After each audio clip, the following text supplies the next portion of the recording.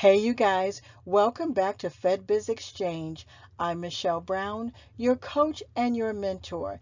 Today, we're going to extend our business funding series by discussing how to fund your government contracts.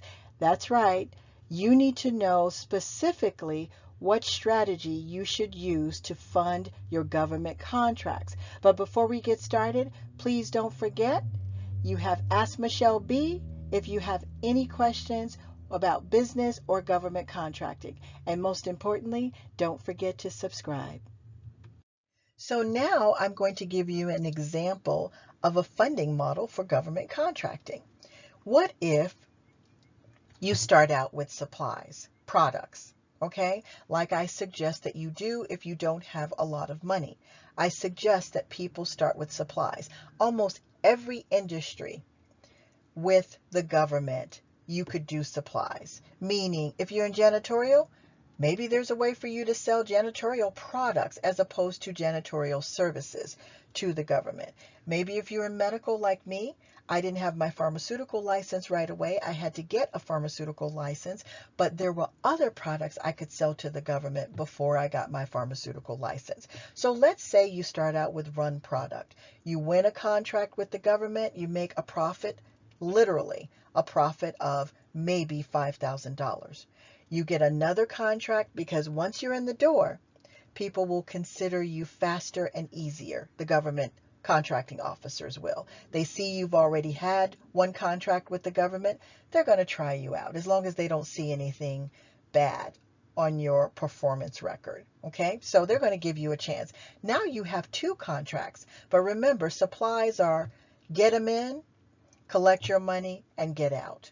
That's how supplies and products worked with federal government, which is a wonderful business model, by the way. So you do your second contract, and now you have a profit of $15K to $20K, which is a nice size profit. And for those of you that have been listening to me, you know I've made $30,000 easily off a government contract for one product, selling them one thing. It's not always that way because I've made only 5,000 also, 10,000. It just really depends on what it is. So you've sold to the government, you have two contracts that you've completed.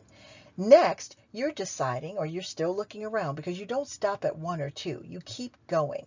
And so now you're looking around to bid on more contracts, and you see that there are other opportunities for you because the government wants other similar products that you could sell them. So you go back to a different manufacturer or the same manufacturer and you work out a deal.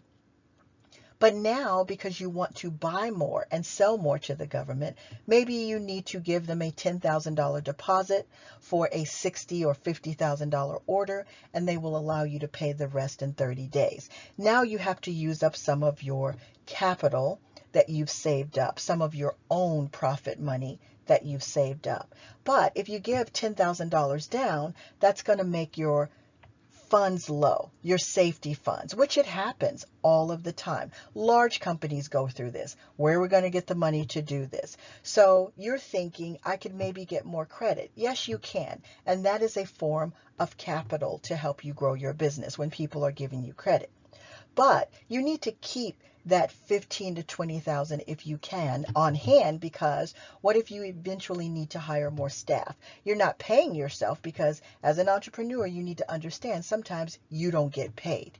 But you've decided you really are ready to grow. You've been doing this for 6 months or less and it's working. But you need to be careful that you don't mess this up. You need to get some growth money. This is a great time for you to start thinking about the types of credit you might need or the types of funding you might need. You would need or could use a line of credit, and I will talk to you in the future video about what that is. You might need purchase order financing. You could even use investors.